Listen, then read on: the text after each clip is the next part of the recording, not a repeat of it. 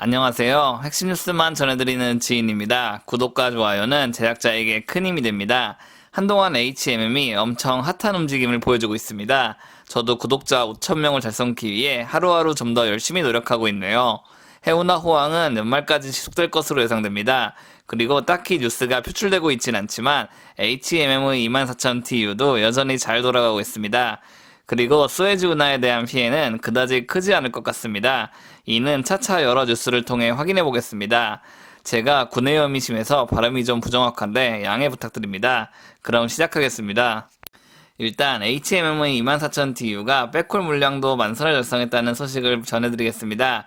다만 그 전에 백홀 물량이 어떤 것인지에 대해 말씀드리겠습니다. 24,000TU 컨테이너선은 다들 아시다시피 수에즈 운하를 통과할 수 있는 최대 크기의 컨테이너선입니다. 이번에 수에즈 운하가 막혀 큰일이 발생하긴 했지만 다행히도 수에즈 운하는 현재 잘 흘러가고 있습니다. HMM은 한국 국적선사이기 때문에 대한민국 부산에서 출항하게 됩니다. 그림을 보시면 부산에서 중국 그리고 수에즈 운하를 거쳐 유럽으로 향하게 됩니다. 이렇게 정방향으로 나가는 것을 헤드홀이라고 합니다. 그리고 일반적으로 중국에서 가장 많은 물품을 선적합니다. 따라서 상대적으로 한국에서 출발한 선박은 만선을 달성하기가 매우 수월합니다. 중국서의 물량이 어마어마하기 때문이죠. 하지만 유럽에서 한국으로 오는 백홀 물량은 상대적으로 만선을 달성하기가 불가능에 가깝습니다. 일단 유럽은 제조업이 그렇게 강하지 않기 때문입니다. 그래서 업계 관계자들은 약 50%에서 70%만 백홀 물량이 차도 매우 좋은 상태라고 평가하곤 합니다. 그런데 HMM의 24,000TU 컨테이너선은 이번에 백홀 만선을 기록했습니다. 자료를 보시면 4호선인 더블리노가 3월 23일 19,943TU를 선적하고 아시아로 향했다고 말하고 있습니다.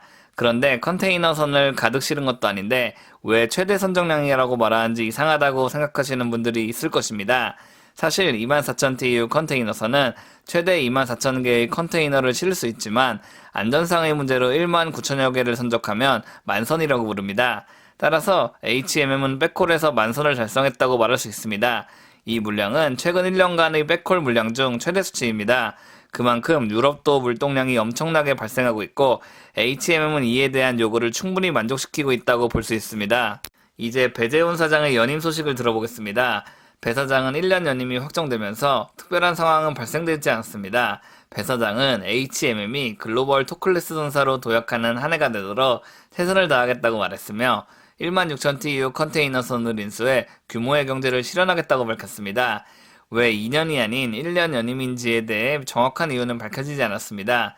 다만 저는 아마도 배 사장의 임기가 끝날 때쯤에 HMM의 매각이 이슈화되면서 재차 업계에서 주목받게 되는 것은 아닌지 유심히 살펴보고 있습니다. 그리고 최근 HMM의 컨테이너선을 다양한 용도로 사용해 화주의 요구를 만족시킨 것도 눈에 띕니다. HMM은 최근 다목적 선박을 활용해 컨테이너와 벌크 화물이 혼재한 상황 속에서 둘 다 모두 선박에 실어 단일항차 최대 선적량을 기록했다고 말하고 있습니다. 이 관련 물량은 판토스 측으로부터 요구됐다고 말하고 있습니다. 판토스는 LG 상사의 자회사 물류회사입니다. 해당 물품은 LG 디스플레이의 물량이기 때문에 판토스가 LG그룹의 물량 운송을 책임지고 있다는 것을 확인할 수 있습니다. 판토스는 LG 디스플레이의 납기 문제로 관련 제품을 모두 한 번에 운송할 것을 요구했습니다. HMM은 이런 화조의 요구에 적극 대응해 단일항차로 관련 건을 이행했습니다. 이를 통해 향후 판토스 측이 꾸준히 HMM과의 긍정적인 관계를 이어나갈 것이라고 예측할 수 있습니다. 그리고 올해 말까지 컨테이너선 강세장이 지속될 것으로 전망된다는 소식도 전해드리겠습니다. 도매업체들의 재고 상황은 코로나19 이전 수준에 근접한 반면 소매업체는 28년 만에 가장 낮은 재고율을 기록하고 있습니다. 이 말은 대규모 공장은 잘 돌아가고 있지만 여전히 소규모 공장들은 선박을 확보하기가 어려워 관련 물품을 제대로 전달받고 있지 못한다는 얘기입니다. 따라서 뉴욕 해운거래소는 향후 몇 년간 해상 운임이 크게 하락하지 않을 것으로 예측했습니다. 일단 화주들은 운임이 높아도 선박을 확보할 만한 마땅한 방법이 없기 때문에 계속 고운임을 받아들일 수밖에 없다는 말입니다. 그리고 세계 1위 선사 머스크는 2021년의 수익은 지난해보다 더 클 것으로 예상하고 있습니다. 이는 정말 시사하는 바가 큽니다.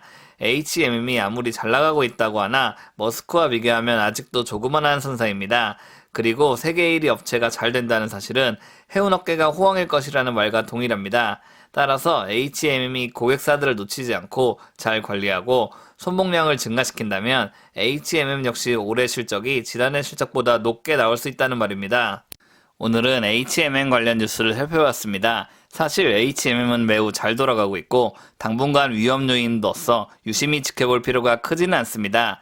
다만 저는 간단한 뉴스에서 앞으로 업계가 어떻게 흘러갈 것인지 간단하게 예측하며 여러분들과 함께 의견을 공유하고 싶습니다. 지금까지 핵심 뉴스만 전해드리는 지인이었습니다. 감사합니다.